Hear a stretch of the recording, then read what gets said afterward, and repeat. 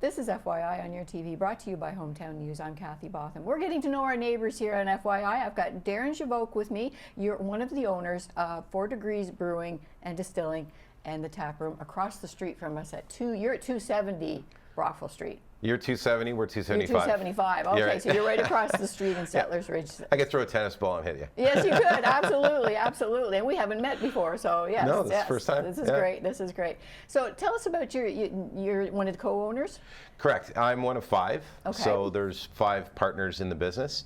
And we took over, actually in 2024, in March, we took over from the previous owners that owned 4 Degrees Brewing here in Smith Falls. We took over the business. They'd gone through it for quite a number of years. Mm-hmm. I think they were at it for 6 to 8 years, I believe, before us. And they were struggling. You know, it was a challenging business for them. And they all had other businesses. All through COVID too, you know. COVID, and mm-hmm. that was a really tough time for many businesses. Mm-hmm. So, you know, they kind of ran out of juice. They just didn't have the passion anymore, and they were looking for someone to take it over. So myself and 4 other partners decided to step in and keep the passion of brewing beer alive in local Smith Falls. So that was your inspiration to start a craft brewing? Yeah, absolutely. Like you know, the group of partners that are involved, we're all friends, we all have other careers, and we love spending time together. And we decided, you know, like this is what was our passion to start something together. And brewing was one of those things where, you know, it's a very personal thing. Like when you're making beer or spirits or any type of product like that, you know, it's a personal thing. You add your own kind of touch to what you think is special about what you're making, right? So that, you know, was kind of like the glue that brought us together, is that we could spend time together and create something that was unique, you know, locally. Okay, now when you say 4 Degrees Brewing and Distillery, yeah, and the tap room, that's 2 separate, like one part of it is making the beer. Yes. One part of it is serving it. Is that correct? Yes, more or less. So what we did was when we started the business is we decided we wanted to have an entity that was making the beer and making spirits, because that's coming this year, making vodka, rum, gin, and whiskey. And so we wanted to make that as a production company. And then we also wanted to have something that we could duplicate in other regions, right? Mm-hmm, mm-hmm. So we created the tap room, and the tap room is a restaurant bar that has, you know, live music, and it has trivia, and it has, you know, the music bingo and all the fun things that you do, you know, at a bar. A patio too. And a patio, yes, absolutely. People love the patio. Yes. So that was one of the things. We wanted to have 2 different distinct businesses. One that was the bar restaurant that we could kind of duplicate in other areas around the region. And then we also wanted to have the supplier, which is the manufacturing side, which would be making the beer and the products that we would sell. The tap room itself, though, isn't just 4 Degrees. What we wanted to do with the restaurant side was to offer a platform for all craft products. So, you know, Perth is very close by, so we have a relationship with them. We want them to come in and bring their beers. There's some other Thousand Islands is down in Brockville, so there's many other craft breweries in the region, and we wanted a platform to showcase them, not necessarily the bigger guys, because they don't need any help, right? So that was the concept around the tap room. And the tap room's restaurant, we put in, when we purchased the location, is we put in a commercial kitchen. And my wife is actually the caterer / cook in the kitchen. She comes up with the menus, and it's a very Italian style menu, big sandwiches, lots of pizza, homemade pizzas and stuff like that. So that was the idea around the tap room. And then 4 Degrees was the manufacturing side, which we're trying to scale up and get into, you know, places like the LCBO and other bars and restaurants and stuff like that. Okay, now you make beer right there too. Correct. So you must have recipes. Like, where do you get these recipes from? Is it just? Well, I'm fortunate that I don't have to do that. Okay. So I like, we all have our own hats to wear, mm-hmm. and I'm lucky that the hat that I wear is I do the finance, the money side of the business, and monitor that. But we have one of our partners is a master distiller, and he's been in the business for over 30 years. He's actually been one of the key people in North America that's helped set up probably about 50 to 60% of all craft distilleries have had some kind of relationship with this gentleman. And it's funny because when we invited him to join our partnership, I asked him, I said, hey, would you like to come and join, our vision here? And he said, you know what? No one's ever asked me that. So I was kind of thrown away, blown away that the fact that no one had ever asked him to join their business, where he's a huge contributor to the recipes and the products and making sure that things are done in a very professional way. So he's our master distiller. However, he has also a relationship with another gentleman named Chris Healy, and Chris is our master brewer. Chris has been brewing beer for probably about 20 years, and now he's helping us. So he comes in on a contract basis, and he comes up with all these wild recipes. So we've got 12 labels. When we took over the business, we had 3. There was 3 recipes. We now have 12. So of the 12 recipes that we have a little bit of something for everybody. Okay, because I'm thinking off the top of my head, I've seen one for Ted and Marion Outerbridge. Is that what we're talking about? There was one for the Keyhole House? I'm not too sure about that. No, maybe that's the previous owners, maybe then. Might have been. Of, you might be thinking of North of 7. That was a lager that the previous business did. Okay, maybe it's the previous owner. Sorry. Okay. Yeah, that's okay. Yeah. We replaced it with another type of lager we call it our Southern lager. Oh, okay. It's a very American style light beer. Very, very popular. But then we came out and we also kept another beer that we're very proud of, which is the Hill 70.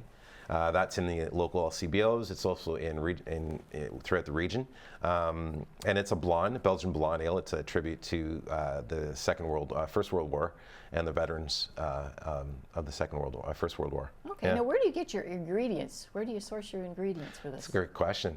We try to source as much as we can locally. Right. Many of the ingredients do come from Ontario, so like you have to order from different suppliers in Southern Ontario, and that's where most of the manufacturing is and production happens for the ingredients.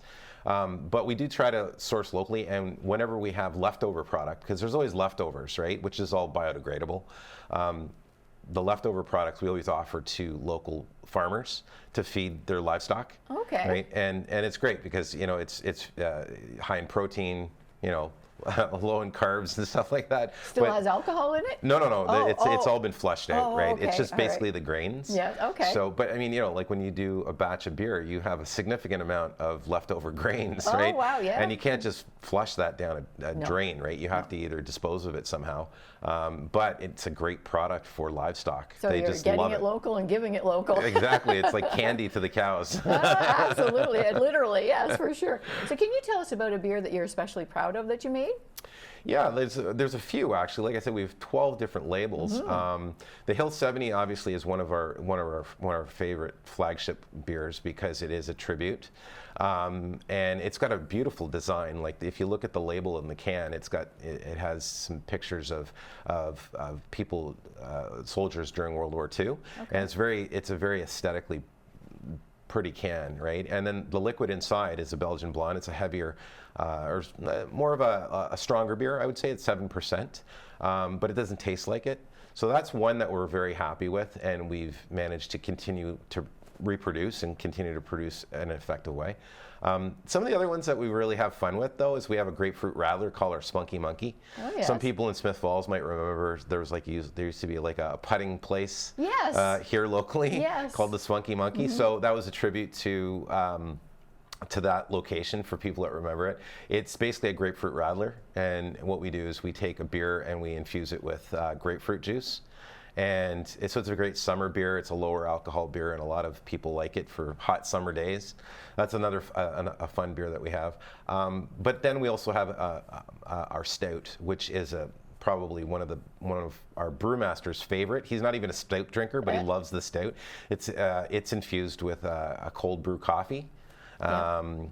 And it comes in around, again, it's a little stronger beer. It's around 6%, but it doesn't taste like it. It's very light. So that's another one. And we have many beers that I like. We have a Pilsner. We have a wheat beer.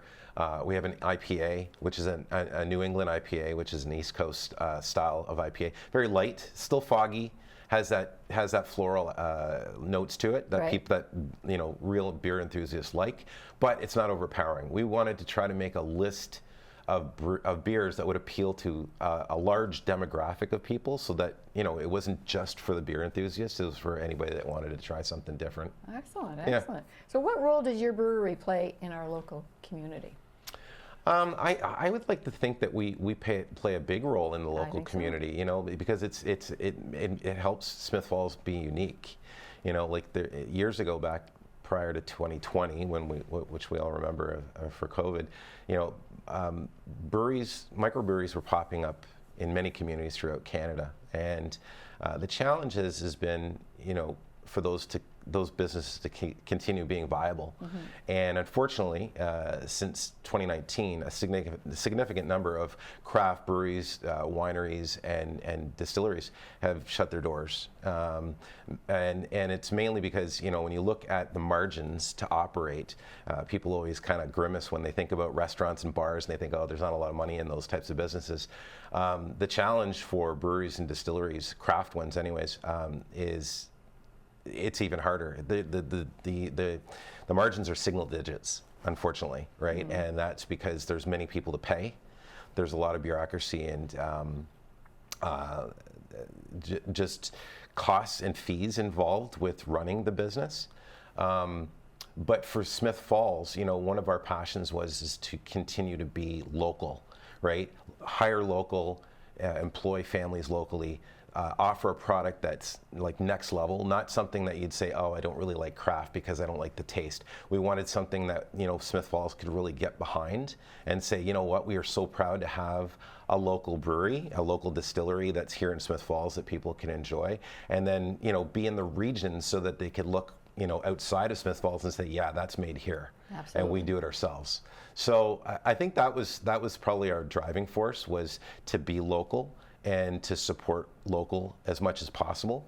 And that's what I see. Yeah. I see you have local musicians come in and entertain. You have like trivia nights, like you were saying, and fundraisers for community businesses and like our hospitals. And I'm thinking I've seen trivia nights and all sorts of different things, collections of things for people in our local. So I see you playing a big role. We try. We try to give to local charities as much as possible, and it's actually so much so that on our cans, on the top rim of our cans, it says flat out, this beer supports local communities. And we're proud of that, right? And Absolutely. that is something that I think is important to support not only the business itself and the people of the town, but also, charity. We have to make sure that we're taking care of them as well. Absolutely. Yeah. Absolutely. We like to do that here on FYI too. You can see communities written right across Yeah, our backdrops here too. So, we have to have you come back here because there's so much more I want to learn more about what you do across the street from us as our neighbor and as a local business too. So thank you very much for coming in. We'll have to have you come back in about a month or so. How's that sound? Love to come back in. That'll be right in the middle of high time for us, Oh, in yes. summertime. So I'll have lots to talk about. And the patio? The patio's open, and the staff is eagerly waiting to help people and give them a truly unique experience here in Smith Falls. All right, so you're at 275 Brockville Street. 275 Brockville We are Street. at 270. If they show up here, we will direct them across the street. Great, fantastic. We appreciate it. Thank you very much for joining us. I've got Daren with me, and he's one of the owners of 4 Degrees Brewing and Distillery and the Tap Room. Thank you, Kathy. Thanks for appreciate joining it. us.